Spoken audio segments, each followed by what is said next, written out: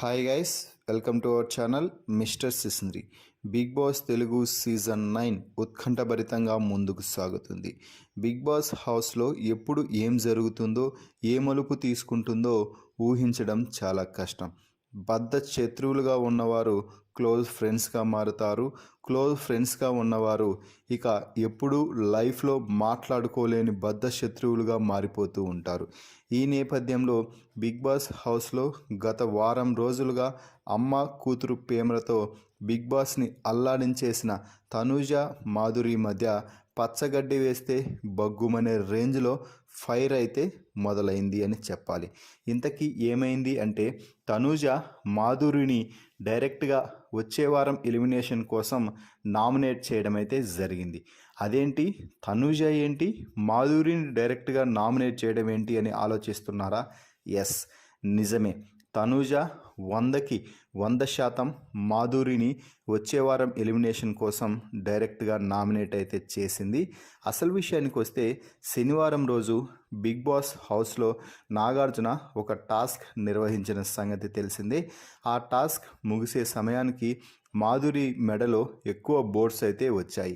దీంతో మాధురికి ఏదైనా శిక్ష వెయ్యాలి అని, ఆ శిక్ష తనూజ చేతుల మీదుగా ఉంటుంది అంటూ నాగార్జున అయితే చెప్పడం జరిగింది.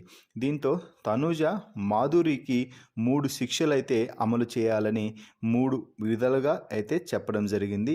ఈ 3 శిక్షలలో మీరు ఏదైనా ఒకదాన్ని సెలెక్ట్ చేసుకోండి అంటూ మాధురికే వదిలేసింది ఆఫర్స్ అన్ని.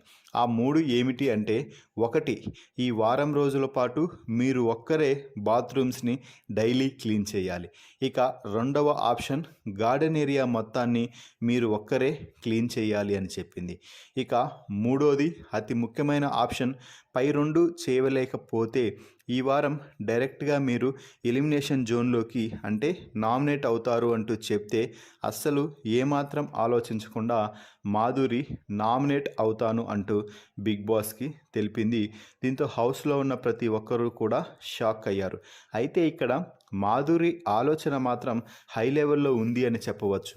ఎందుకంటే మెడలో బోర్డ్సే అన్ని వేశారు కాబట్టి నామినేషన్స్లో ఖచ్చితంగా తనని నామినేట్ చేస్తారు అని ముందే పసిగట్టి నామినేషన్స్లో ఆర్గ్యూ చేయాలి, మళ్ళీ పనులు కూడా చేయాలి. ఎలాగూ పని చేసే బాధ్యత ఉండదు కాబట్టి పనిని తప్పించుకుంటే నామినేషన్లోకి వెళ్ళిపోతే అంతా ఈజీ అయిపోతుంది అని భావించిన మాధురి డైరెక్ట్గా నామినేట్ అవ్వడానికే ఇష్టపడింది అని చెప్పాలి. ఈ విధంగా తనూజ మాధురిని డైరెక్ట్గా నామినేట్ చేసి మళ్ళీ వచ్చే వారం నామినేషన్స్లోకి తోసేసింది అని చెప్పాలి.